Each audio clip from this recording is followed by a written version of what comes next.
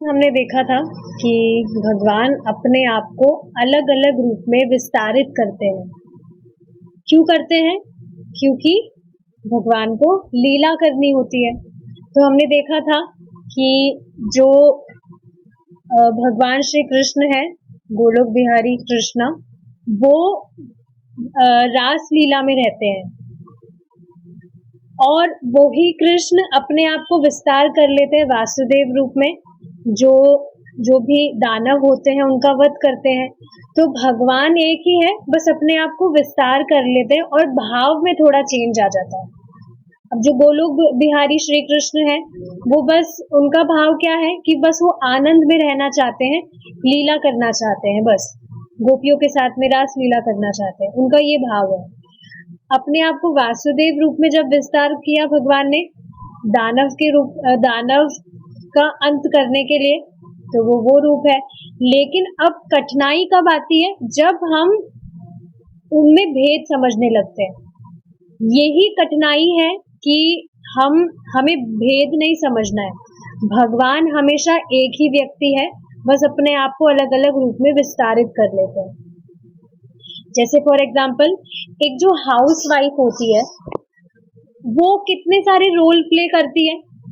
उसको अपना घर का काम संभालना होता है, वो खाना भी बनाती है, बच्चे का ध्यान भी रखती है, पति की सेवा भी करती है, कितने सारे रोल वो प्ले करती है। बट वो व्यक्ति तो एक ही है, राइट? इसका अर्थ ये थोड़ी है कि वो अलग अलग रोल प्ले कर रही है तो वो अलग अलग हो गई, नहीं, व्यक्ति वो एक ही है। उसी तरह से भगवान एक ही है, बस अपने आप को अलग अलग रूपों में विस्तारित कर लेते हैं। तो ऐसे नहीं समझना चाहिए कि भगवान का अगर वराह वाला रूप है तो वो थोड़ा हीन है। नहीं, समान ही है, उसमें कुछ भेद नहीं है। बस भेद है तो भाव का भेद है, बस, और कुछ भी भेद नहीं है। तो अब हम आगे देखेंगे। श्री कृष्ण भगवत गीता के 10वें अध्याय में अर्जुन को अपने विभिन्न रूपों को इस प्रकार समझाते हैं। अच्छा, ओके, ये वाला भी हमने डिस्कस कर लिया था।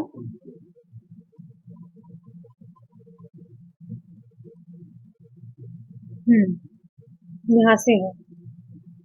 भगवान कृष्ण इसी अध्याय में आगे भौतिक सृष्टि में अपनी अनेक महान विभूतियों की गणना करते हैं और बताते हैं कि उनमें से प्रत्येक शक्ति किस प्रकार उनका प्रतिनिधित्व करती है। इस विभूतियों का सविस्तार वर्णन करते हुए अंत में वह निष्कर्ष देते हैं, अथवा बहुनेतेन किं ज्ञातेन तवार्जुन विष्टुभ्याहम इदं कृत्स्नम् एकांशेन स्थितो जगत।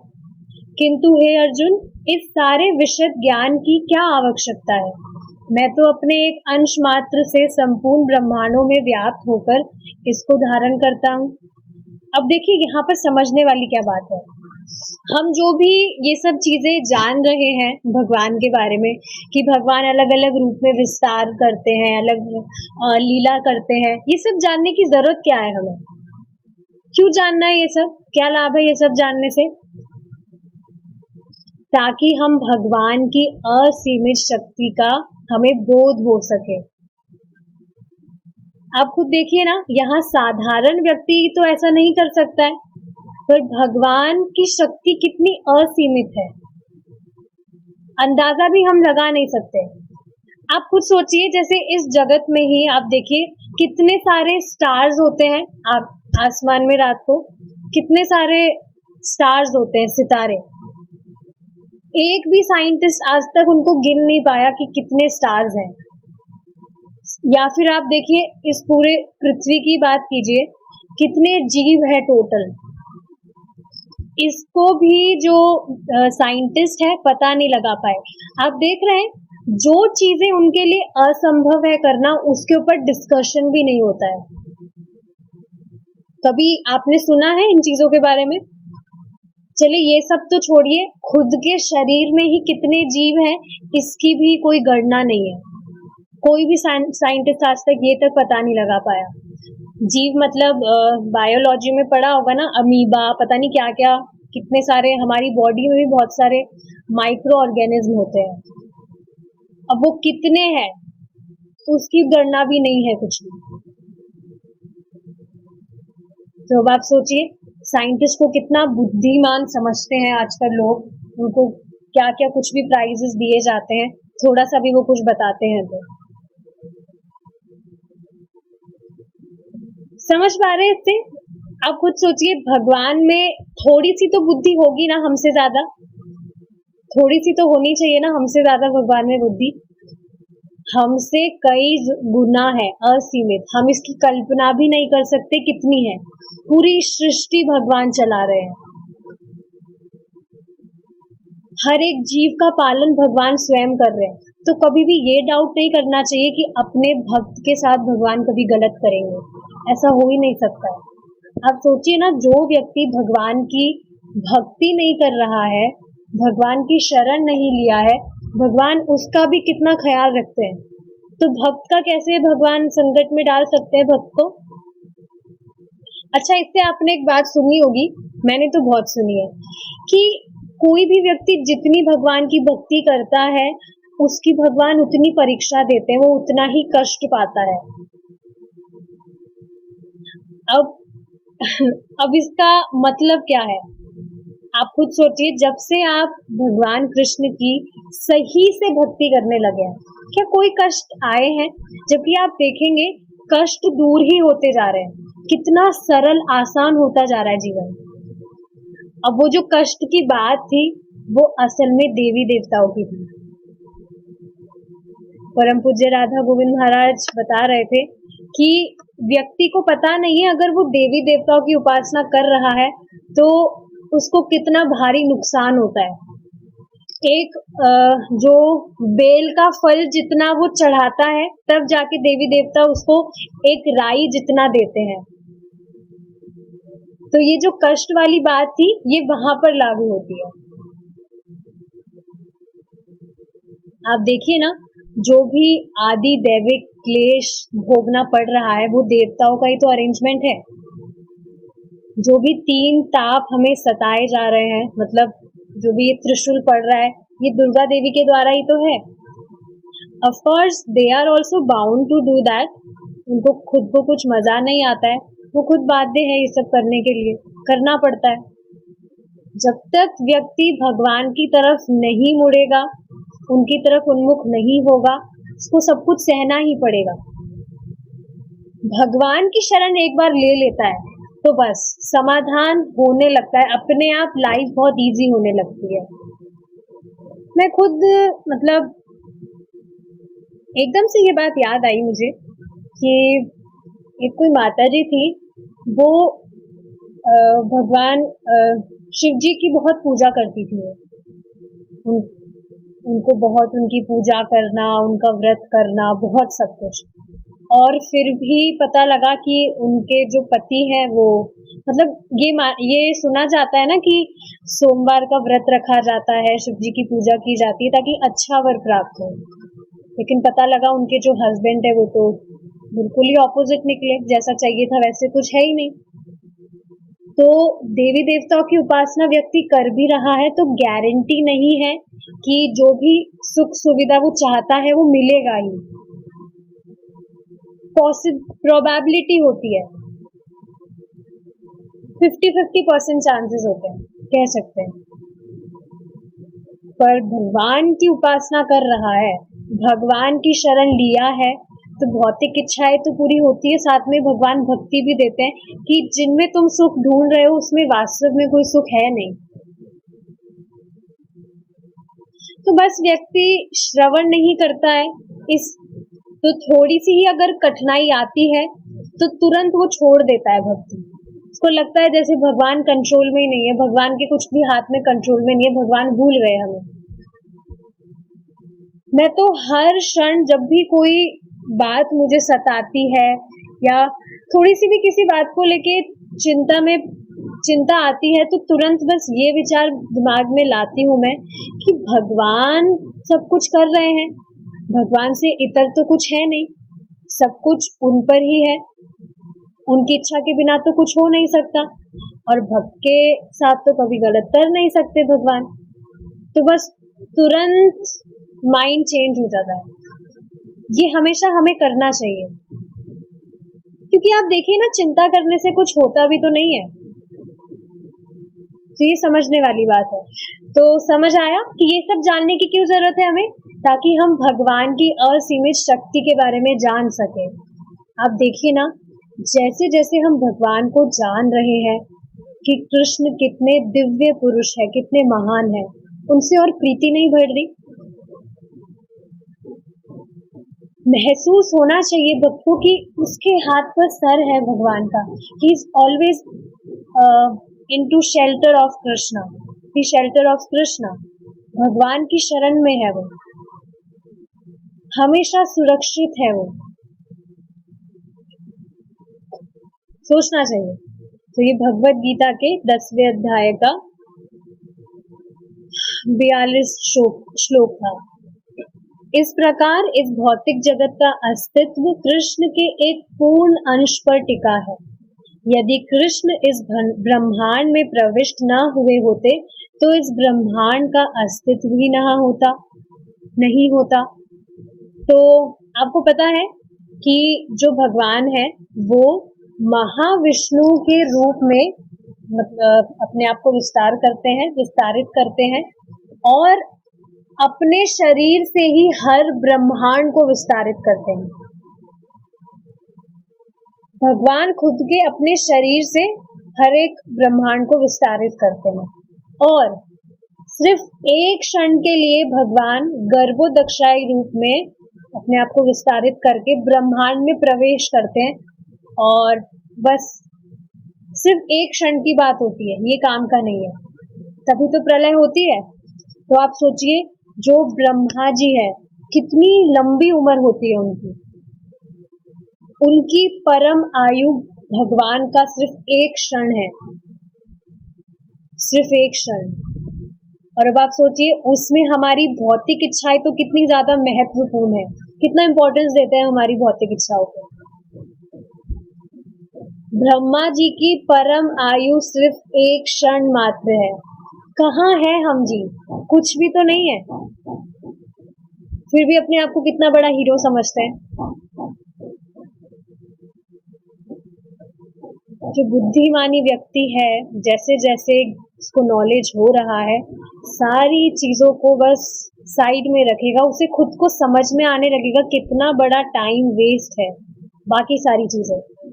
एक भक्ति ही सर्व महत्वपूर्ण है। इसी प्रकार जब तक आत्मा, जो श्री कृष्ण का एक लघु अंश है, इस शरीर में प्रविष्ट नहीं हो, यह शरीर अस्तित्व में नहीं रह सकता। समझ पा रहे? ये जो हमारा कॉस्ट्यूम मात्र है, एग्जाम्पल से समझाया जा रहा है। जैसे जब तक ब्रह्मांड में भगवान प्रवेश नहीं करते हैं, उसका कुछ भी अस्तित्व नहीं रहता है। उसी किस तरह से, जैसे हमारा ये जो शरीर है, इसमें जब तक आत्मा प्रवेश नहीं करती, उसका कोई भी अस्तित्व नहीं रहता है। आप देखेंगे ना, पूरे जीवन जिस शरीर को महत्व दिया जाता है, जैसे ही उसमें से आत्मा निकलती है, उसी शरीर को जला दिया जाता है, जला दिया जाता है उसी शरीर को तुरंत। ज्यादा टाइम तक रखा भी नहीं जाता, सड़ने लगता है, बहुत बदबू आने लगती है। ऐसा शरीर है ये। अब कोई व्यक्ति इसको इतनी ज्यादा प्राथमिकता दे रहा है, प्राथमिकता मतलब ऐसे नहीं कहा जा रहा है कि हेल्थ का ध्यान नहीं रखना है, बहुत ही ज्यादा उसको डेकोरेशन में लगे जा रहा है बस, इतनी गंदी वस्तु को। तो वो तो अज्ञान ही हुआ उसका। आप खुद सोचिए ना, पहले जो भी फिल्म स्टार्स थे, हम उनको कितना बड़ा आदमी समझते थे कि अरे ये तो कितने सुंदर है। लिटरली मेरे दिमाग में थॉट आता था, काश मैं भी एक हीरोइन होती, मैं भी फिर एक्टिंग कर रही होती, बढ़िया बढ़िया मेकअप करके। ऐसे ऐसे थॉट्स आते थे, कितना ज्यादा अज्ञान था।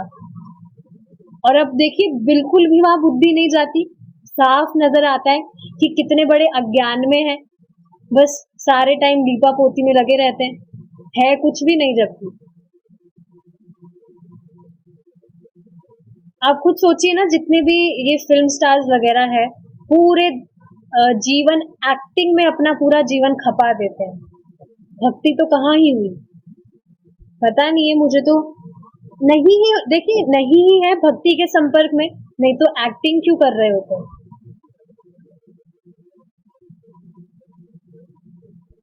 मुझे तो अंबानी जैसे बड़ा आदमी बनने की चाह थी पर अब नहीं रह गई। देखिए माता जी, कितना अज्ञान दूर हो रहा है। हम इन सबको बहुत बड़ा बड़ा आदमी समझते थे। वास्तव में जो बड़े हैं उनकी तरफ तो कभी ध्यान भी नहीं गया। कितने ज्यादा फॉलन है हम।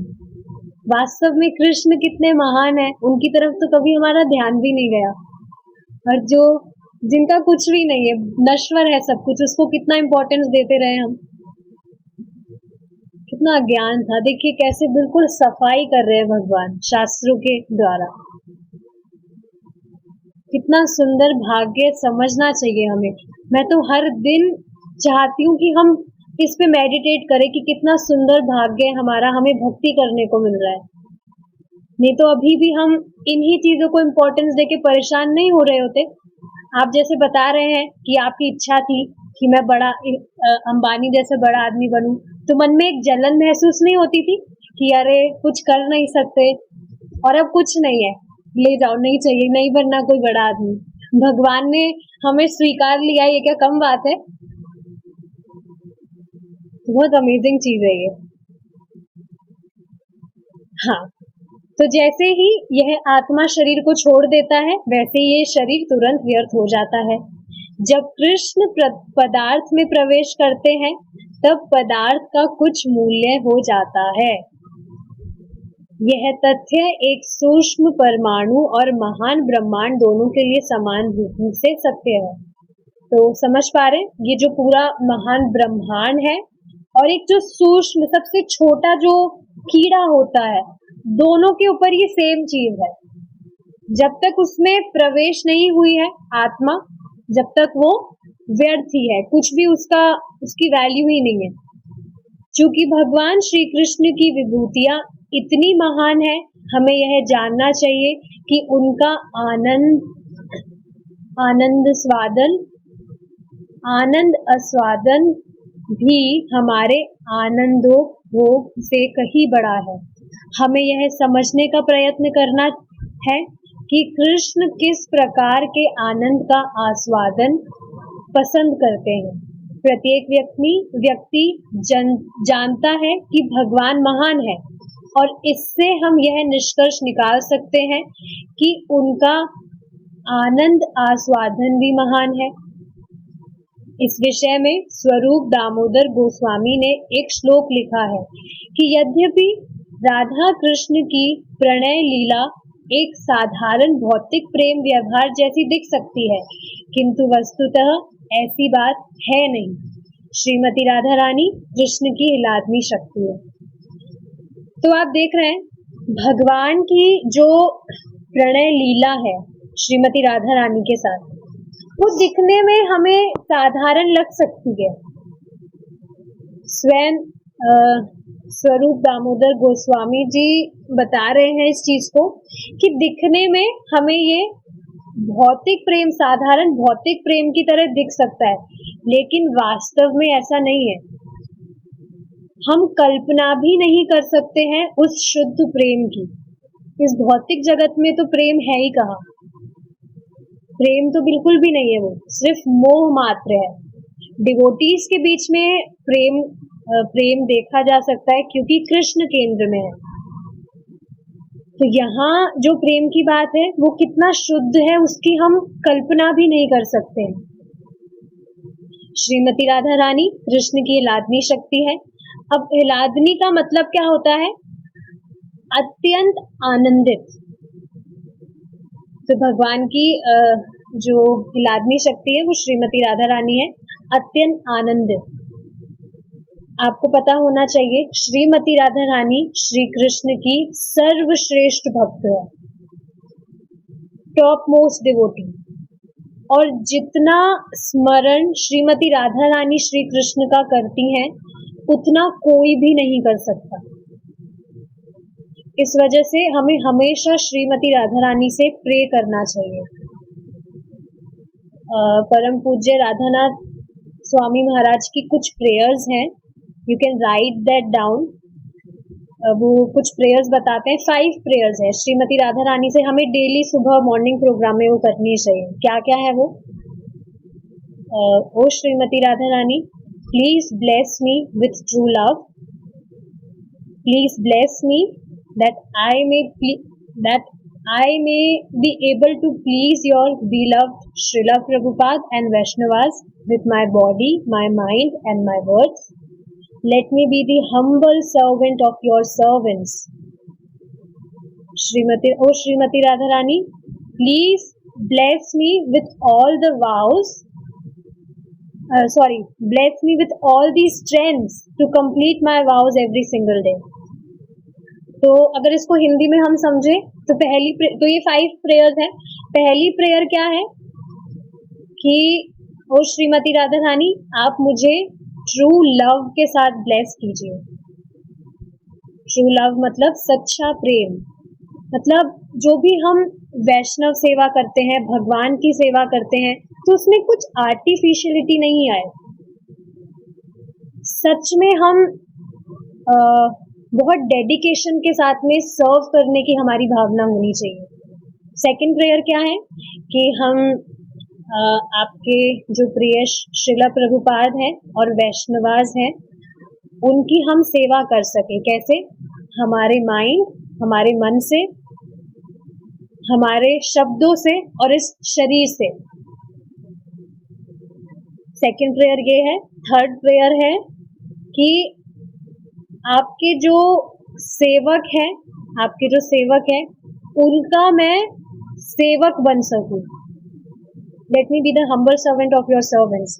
आपके सेवकों का मैं सेवक बन सकूं, हम्बल सर्वेंट। मतलब इसमें उदार वाली भावना होनी चाहिए, नम्र होना चाहिए, विनम्र होना चाहिए व्यक्ति। और नेक्स्ट प्रेयर क्या है कि मेरे जो भी वाउज है, क्या वाउज है? Chant 16 rounds, follow 4 regulative principles और बाकी सारी जो भी है, शास्त्र श्रवण करना, कृष्ण प्रसादम खाना। तो ये जितने भी वाउज हमने लिए हैं, इनको हम डेली कर सके। ऐसी स्ट्रेंथ्स मुझे आप ब्लेस कीजिए, ऐसी स्ट्रेंथ्स के साथ मुझे आप ब्लेस कीजिए। राइट? हमें जब स्ट्रेंथ्स आएंगे, संकल्प आएगा करने का, तभी तो हम कर पाएंगे। तो ये सब प्रेयर्स हैं जो हमें डेली करना चाहिए श्रीमती राधा रानी से। परम पूज्य राधानाथ स्वामी महाराज बताते हैं ये। ओके, तो हाँ, एक और बात समझने वाली क्या है कि श्रीमती राधा रानी खुद तो परम भक्त है श्री कृष्ण की, लेकिन श्रीमती राधा रानी चाहती है कि जो अन्य जीव है वो भी भगवान की सेवा में लगे। तो जब हम श्रीमती राधा रानी से प्रे करते हैं तो श्रीमती राधा रानी, प्रभु जी बताते हैं, श्रीमती राधा रानी कहती है कि अरे कृष्णा, देखिए ये भक्त तो मुझसे भी श्रेष्ठ भक्त है, ये आपकी सेवा करना चाहता है, जबकि हम तो कुछ भी नहीं है। श्रीमती राधा रानी से कैसे हम श्रेष्ठ हो सकते हैं? बट श्रीमती राधा रानी ऐसे कहती है कि आपको तो इसे जरूर, इसकी सेवा तो आपको जरूर स्वीकार करना चाहिए।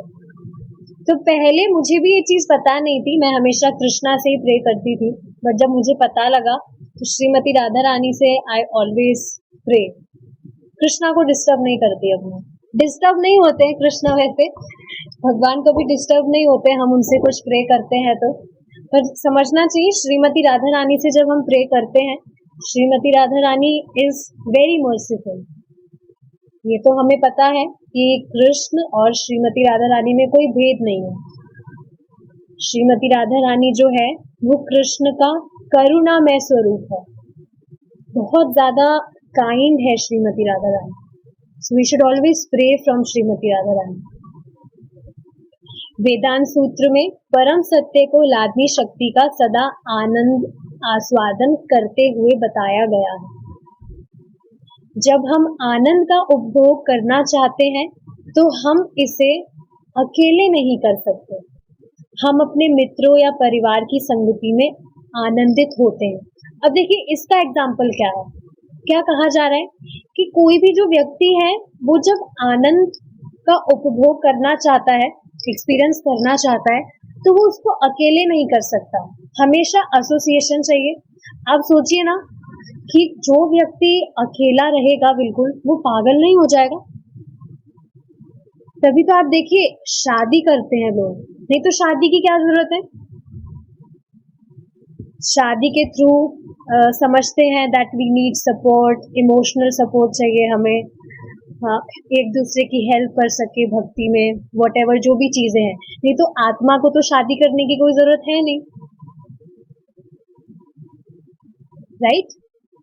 तो बेसिकली ये जो चीज है ये यही बताई जा रही है कि जब आनंद का उपभोग करना चाहते हैं तो हम इसे अकेले नहीं कर सकते। We always need association for that.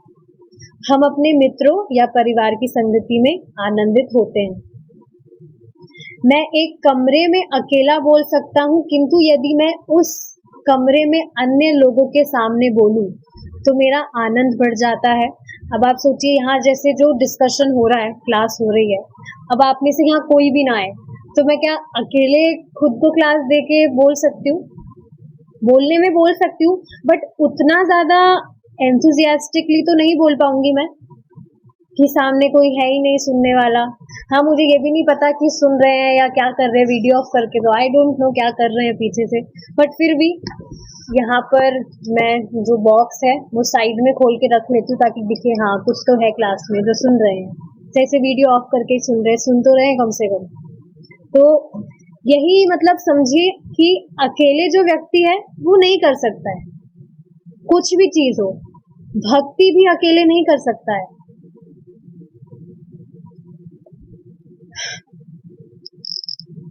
एक भक्त कह रहे हैं सुन रहे हैं, हाँ हाँ सुन रहे हैं, हमें पता है सुन रहे हैं, ठीक है। तो आनंद का अर्थ यह है कि अन्यों की उपस्थिति हो, इसलिए परम सत्य श्री कृष्ण जो सदैव स्वतः अपने आनंद में मग्न रहते हैं, अनेक रूपों में विस्तरित हुए हैं। तो आप देख रहे हैं ये जो एसोसिएशन वाली जो चीज है ये स्वयं भगवान से ही आ रही है। आप खुद सोचिए, भगवान अकेले, वैसे तो भगवान आनंदमय है, पर भगवान रास लीला जब करते हैं तो अकेले तो नहीं करते, कितनी सारी गोपियां होती है, साथ में सबके करते हैं, जितनी भी लीलाएं करते हैं सबके साथ में करते हैं, अलग अलग रूप में जो भी विस्तारित करते हैं अपने आप को भगवान, अकेले तो लीला नहीं करते। तो ये जो एसोसिएशन वाली चीज है ये स्वयं भगवान से ही आ रही है। पर ये समझना चाहिए कि यहाँ जो हम आनंद ले रहे हैं वो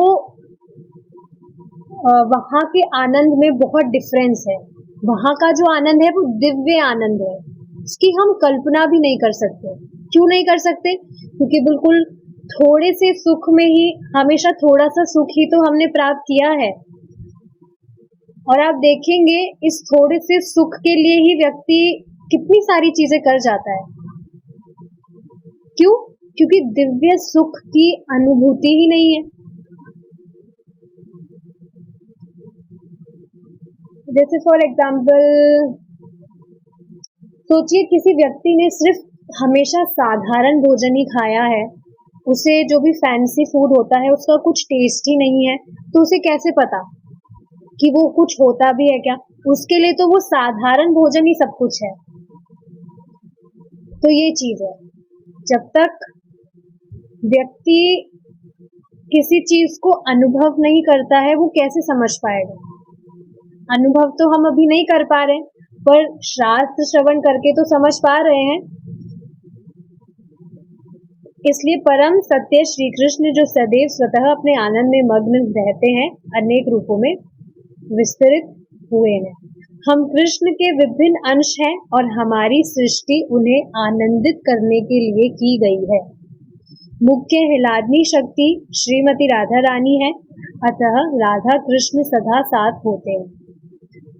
जो श्री कृष्ण है वो शक्तिमान है, श्रीमती राधा रानी उनकी शक्ति है, तो दोनों हमेशा साथ रहते हैं।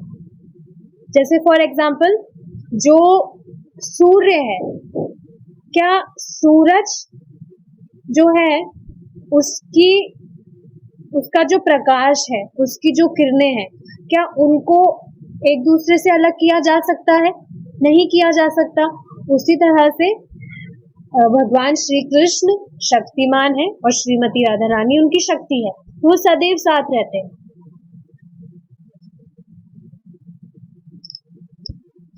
भौतिक जगत बहिरंगा शक्ति माया से संचालित होता है, जबकि आध्यात्मिक जगत अंतरंगा शक्ति श्रीमती राधा रानी के द्वारा संचालित होता है। तो हमने ये चीज, हमारा जो दूसरी बुक जो अभी कंटिन्यू हो रही है, उसमें हमने समझा था कि भगवान की आध्यात्मिक शक्ति ही होती है, भगवान की जो भौतिक शक्ति है वो भी भगवान की आध्यात्मिक शक्ति का विस्तार है। तो जो हिलादनी शक्ति, भगवान की जो हिलादनी शक्ति है, आध्यात्मिक शक्ति है, जो आनंद देती है आध्यात्मिक जगत में, वो ही शक्ति इस भौतिक जगत में दुख देती है। दुख क्यों देती है? क्या मजा आता है दुख देने में? नहीं। व्यक्ति जो है, जीव जो है, भगवान से विमुख है तो देना पड़ता है। जैसे जो बच्चा है पढ़ाई नहीं करता है तो टीचर उसको पनिशमेंट देता है ताकि वो पढ़ाई करे। मजा तो नहीं आता है टीचर को पनिशमेंट देने में। बच्चा सुधर जाए, पढ़ाई करे, इस वजह से उसको पनिशमेंट दिया जाता है।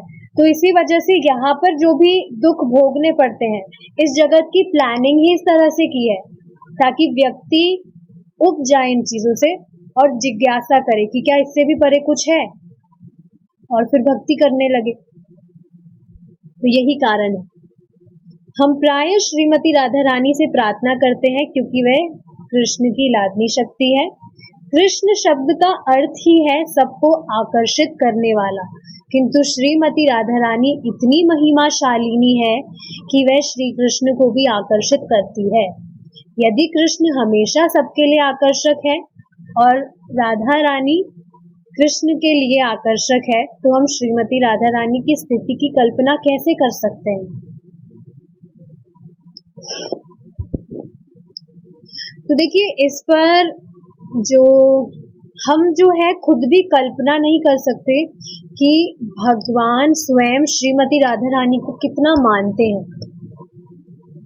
जो स्वयं भगवान श्री कृष्ण सर्व आकर्षक है, उनको भी श्रीमती राधा रानी आकर्षित कर देती है। जो स्वयं जयदेव गोस्वामी जी थे, वो खुद इस बात को लेकर भ्रमित हो गए थे। तो देखिए, एक बार की बात है, वो श्लोक लिख रहे थे, तो उसमें एक श्लोक आया था जिसमें वो खुद भ्रमित हो गए थे कि अरे, भगवान तो खुद सर्व सामर्थ है, भगवान श्री कृष्ण तो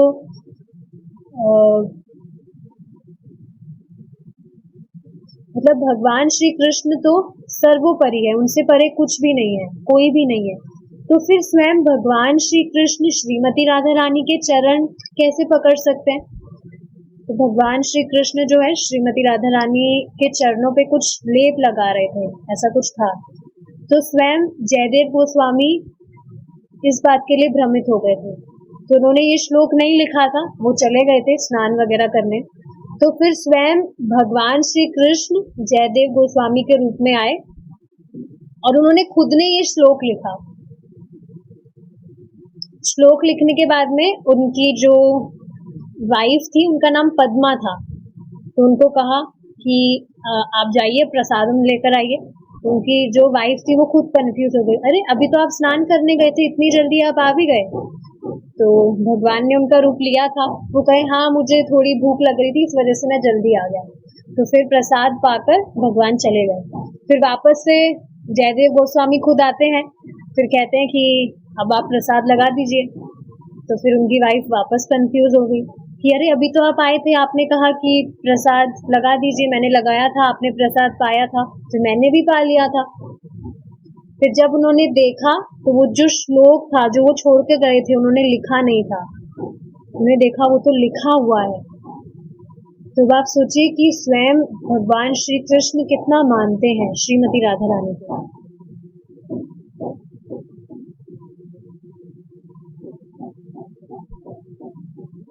तो यही चीज बोली जा रही है कि हम श्रीमती राधा रानी की स्थिति की कल्पना कैसे कर सकते हैं। It is next to impossible. बस हमें विनम्र भाव से उस स्थिति को समझने का प्रयत्न करना चाहिए और ऐसा करते हुए उन्हें अपना प्रणाम यह कहते हुए करना चाहिए, हे राधा रानी, ये जो हम डेली प्रणाम करते हैं, तप्त कांचन गौरांगी श्री राधे वृंदावनेश्वरी वृषभानुसुते देवी प्रणमामि हरि प्रिय। वही है ये। हे राधा रानी, आप श्री कृष्ण को अति प्रिय हैं। आप राजा वृषभानु की पुत्री हैं और आप कृष्ण की प्रियतमा हैं। हम आपको सादर नमन करते हैं। श्रीमती राधा रानी श्री कृष्ण को अतिशय प्रिय है और यदि हम कृष्ण के पास श्रीमती राधा रानी की कृपा के माध्यम से पहुंचने का प्रयास करें तो हम उन्हें सरलता से प्राप्त कर सकते हैं। Why? बिकॉज श्रीमती राधा रानी श्री कृष्ण से भी बहुत ज्यादा कृपालु है। So we should always try to pray from Shrimati Radha रानी। क्या कहा जा रहा है, फिर से एक बार ध्यान से पढ़िए। यदि हम कृष्ण के पास श्रीमती राधा रानी की कृपा के माध्यम से पहुंचने का प्रयास करें, किनके माध्यम से पहुंचने का प्रयास करें? श्रीमती राधा रानी की कृपा के माध्यम से पहुंचने का प्रयास करें तो हम उन्हें सरलता से प्राप्त कर सकते हैं। कैसे प्राप्त कर सकते हैं? सरलता से प्राप्त कर सकते हैं। तो ये बात समझनी चाहिए हमें, that we should always pray from। यदि श्रीमती राधा रानी किसी भक्त की संस्तुति करती है तो कृष्ण तुरंत उसे स्वीकार कर लेते हैं, चाहे वह कितना ही मूर्ख क्यों ना हो। देखिए, इसको एक एग्जांपल से समझाऊंगी।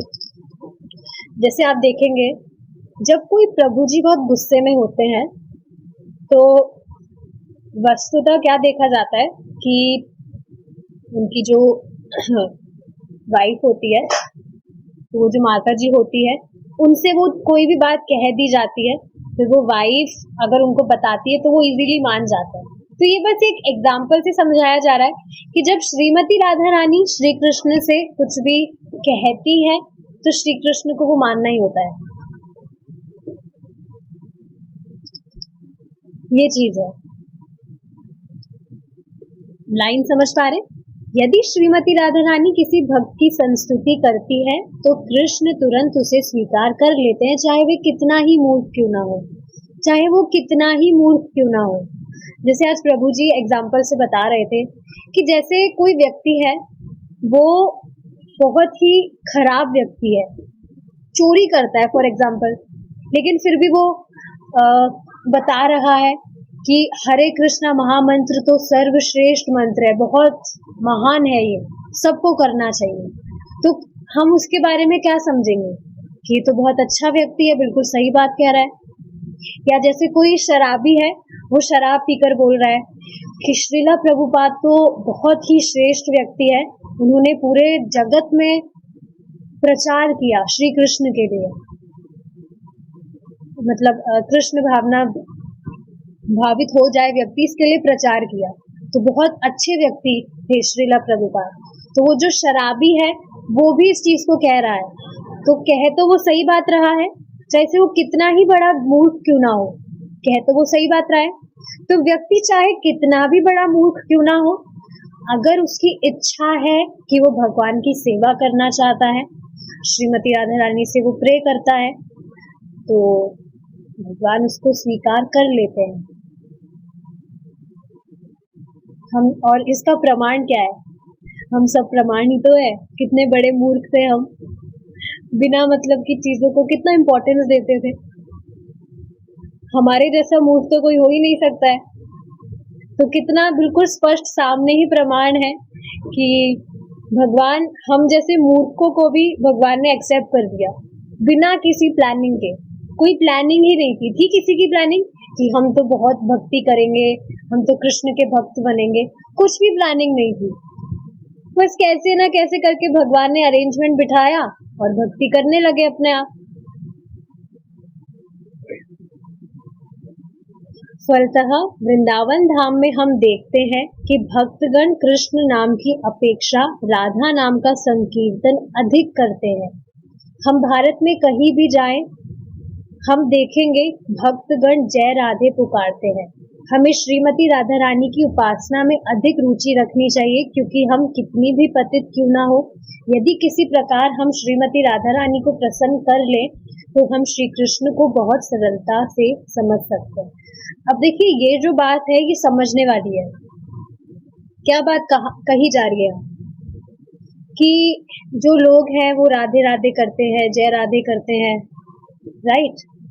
तो ये चीज मैंने पहले भी बताई थी कि इसमें कोई ऑफेंस नहीं है, लिया जा सकता है तो भगवान का ही नाम, श्रीमती राधा रानी का नाम है। लेकिन चैतन्य महाप्रभु जब आए थे पृथ्वी पर, तो भक्तों ने स्वयं उनसे पूछा था कि क्या नाम लेना चाहिए, किस नाम का जाप करना चाहिए, क्या नाम बोलना चाहिए हमें। तो स्वयं चैतन्य महाप्रभु ने क्या कहा, हरे कृष्णा कृष्णा कृष्णा हरे हरे, हरे रामा रामा रामा हरे हरे, ये कहना चाहिए। और हरे कृष्णा का अर्थ ही क्या है, हरे केम फ्रॉम द वर्ड हरा, और हरा श्रीमती राधा रानी का नाम है, तो हरे कृष्णा मतलब राधे कृष्णा। भेद कुछ नहीं है, बट स्वयं भगवान ये बता रहे हैं तो उसके पीछे कुछ ना कुछ तो रीजन है। अब हमारी बुद्धि से वो हम नहीं समझ सकते कि अरे कुछ भी बोलो, नाम तो भगवान के ही है ना, बट स्वयं भगवान क्यों बता रहे थे। सिग्निफिकेंटली भगवान ने हरे कृष्णा ही क्यों दिया है, there might be specific reason behind this.